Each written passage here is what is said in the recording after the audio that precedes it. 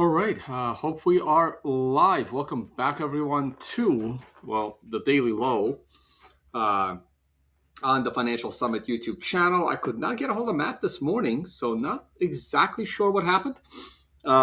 We did a video yesterday, not with Matt, but with the Financial Syndicate. Hopefully, we'll do more of those. This is going to be a very, very quick stream because I need to spend the next 3 hours at the dentist. Uh, I can show you guys X-rays, but I'm redoing dental work by removing metal from my teeth. Uh, uh, Watch what your dentist is doing, guys. Don't let your dentist put any metal in your teeth. I mean, this stuff is like over a decade old, but man, if I knew then about health what I knew now, things would be very different. Yeah, so it's not that there's anything wrong with my teeth. It's just that it's a 3-day job to like get an entire screw out of your mouth. It's insane. Anyway, here's the chart. This is our weekly chart. This is a really, really bad week, and it looks like we are headed for a weekly MRI buy opportunity at the low. The more concerning one, however, is the monthly MRI buy at the low, which does not happen often. It happened in our last bear market of August 2022, and it did not even happen in the bear market of 2018. Might have happened on some exchanges, but this candle right here broke the count, and we got to maybe a 7, and we never got to an actual monthly MRI buy. We got to a warning candle in the 2013 bear market. This is just not looking good. Over on the YouTube channel, this is my personal YouTube channel, where Jimmy Song and I streamed the final episode together about core versus not. So Jimmy and I are pretty much on different sides of this issue. We may do more shows in the future, but for now, this was the final chapter in core versus knots. I may do some more coverage in core versus knots. I don't want to do any more Bitcoin coverage at all ever, but I think this is a big issue, and I think it is dragging the price lower. And this issue will not be resolved until September, so it's very possible where the price will drag down into September, which will align with the MRI buy. The MRI buy on a monthly chart should come in like July, August time period. And the issue with knots and BIP 110 should be resolved. We will see in which direction. So here is the weekly chart. Already said, this last candle looked very good.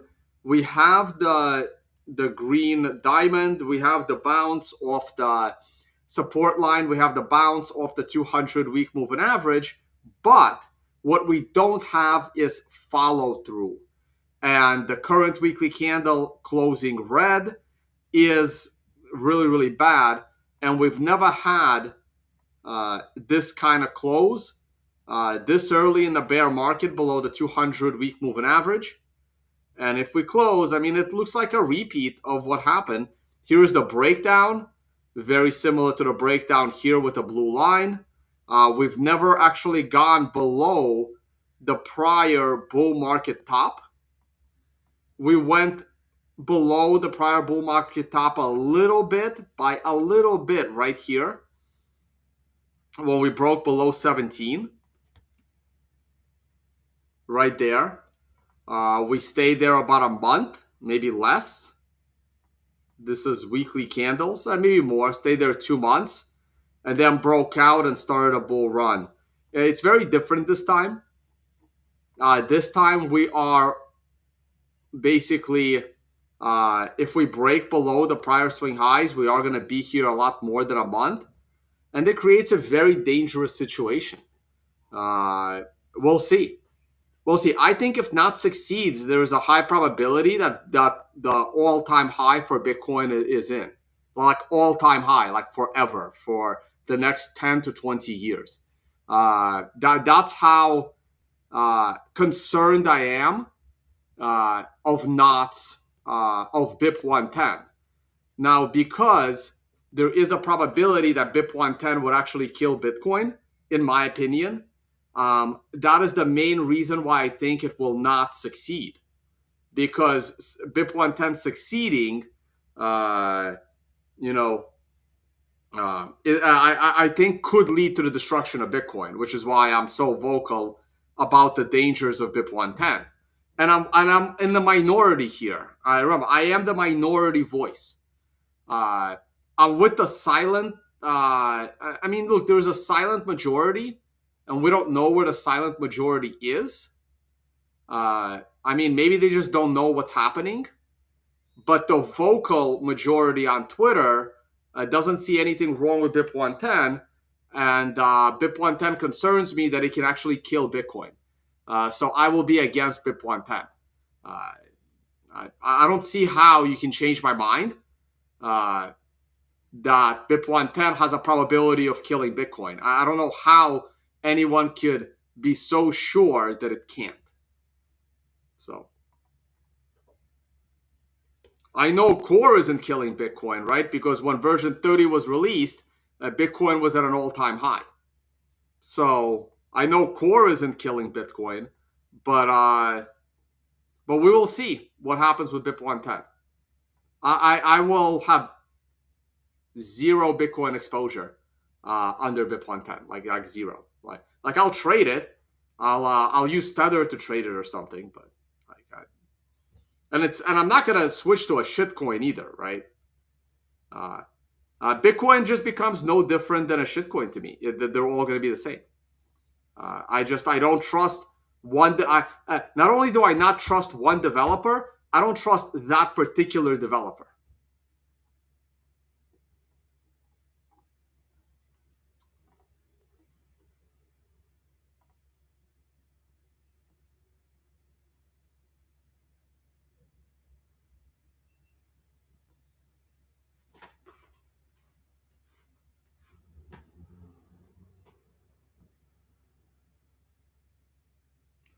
In my trading past, would I trade Bitcoin and stocks in a deep bear market? Yeah, of course. Yeah, of course. If my life was different and I have a single home and I wasn't doing YouTube streams and all I was doing was trading, yeah, if I was sitting in front of a computer looking at charts for 6-7 hours a day like I used to, yeah, I would trade all markets and all types of markets, of course. That's just not my life at the moment.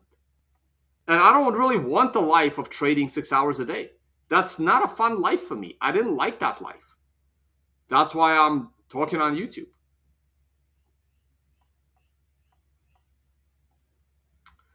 Here's the daily chart. This is a terrible candle. Absolutely terrible candle. It's a red star candle. We had a chance right here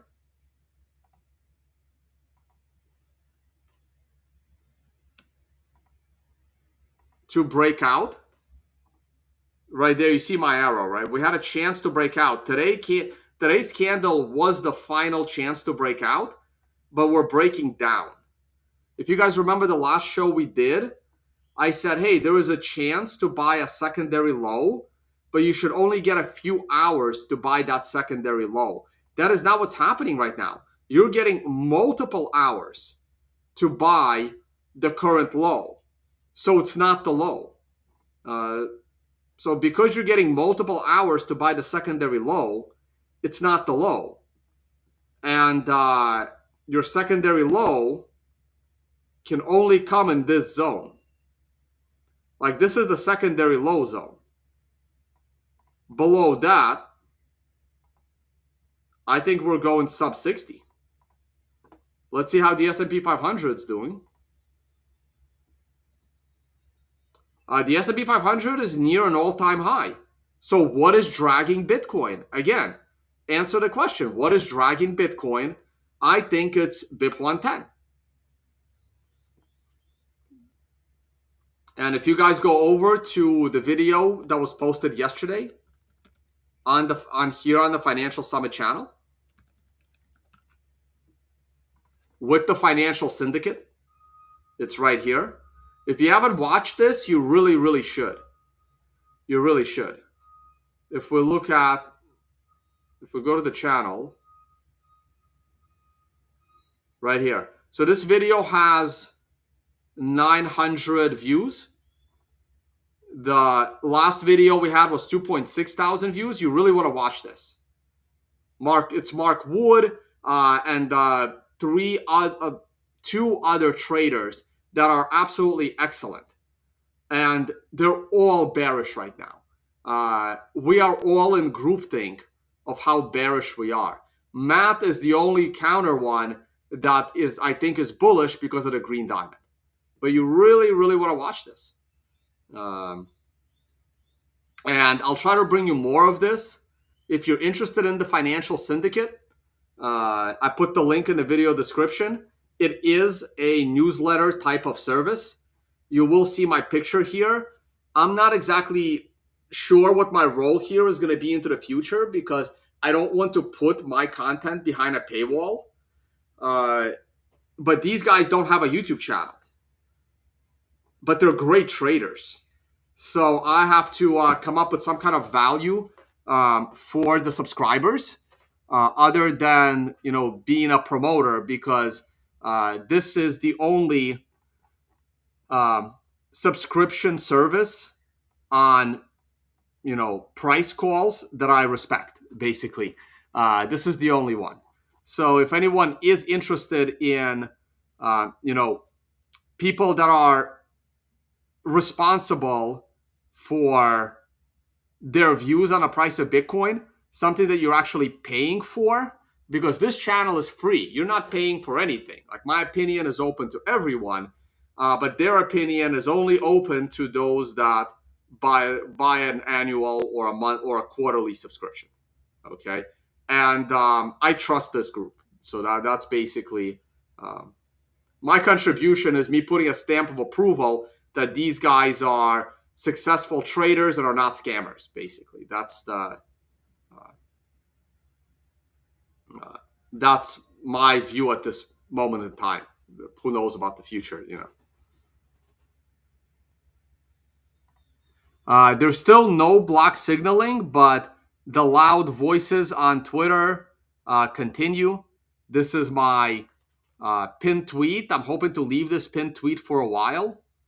And I never expected the final boss for Bitcoin, the decentralized network, to have to defeat was going to be Bitcoin maxis. I never thought that would be the case.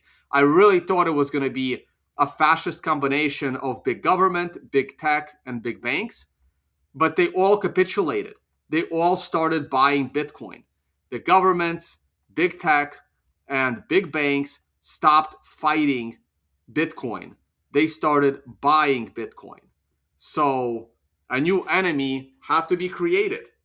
And the enemy now is we need to change consensus rules, because we don't want governments and big tech liking Bitcoin. They're going to control Bitcoin. We got to get Michael Saylor liquidated. He's not holding his Bitcoin properly. We got to get BlackRock out, these ETFs.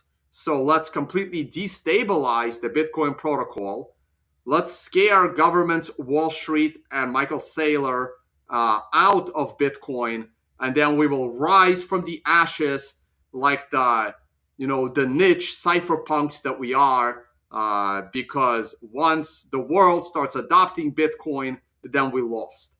That's basically my view of trying to change the consensus rules, and whether these consensus rules are being changed to make blocks smaller or make blocks bigger or add KYC or add whatever.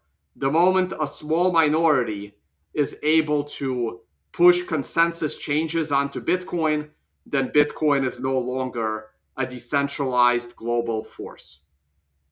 And this is it. This is the final boss, or Bitcoin, I believe, becomes centralized, because this movement will prove that a small angry mob can just change Bitcoin's consensus rules. And that's a shitcoin to me, right? That's what a shitcoin does. A small minority can always, like, one developer can change Bitcoin's consensus rules. That's a centralized entity. That's not a decentralized system. So here we are. Let's see how this works out. I could be wrong here, right? If I'm wrong, I'll never talk about Bitcoin again. I wouldn't bother talking about Bitcoin because, like, I wouldn't own it, right? Like, I don't understand why Peter Schiff talks so much shit about Bitcoin if he doesn't own it, right? Like, if I don't own an asset, I don't, like, talk about it all that much, other than in terms of trading the asset. I'll still, talk about trading the asset. I talk about trading oil. I don't hold any oil, right? I talk about trading Ethereum. I don't hold Ethereum. I can talk about trading Bitcoin. I don't have to hold any Bitcoin. But let's see how BIP 110 works out.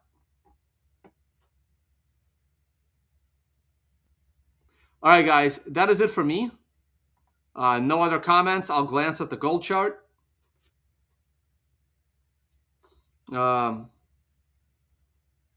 Nothing interesting's happening, gold, silver.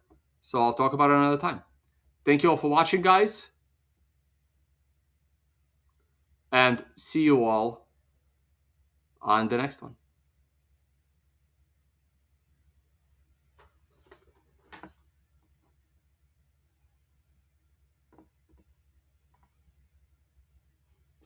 Bye, guys.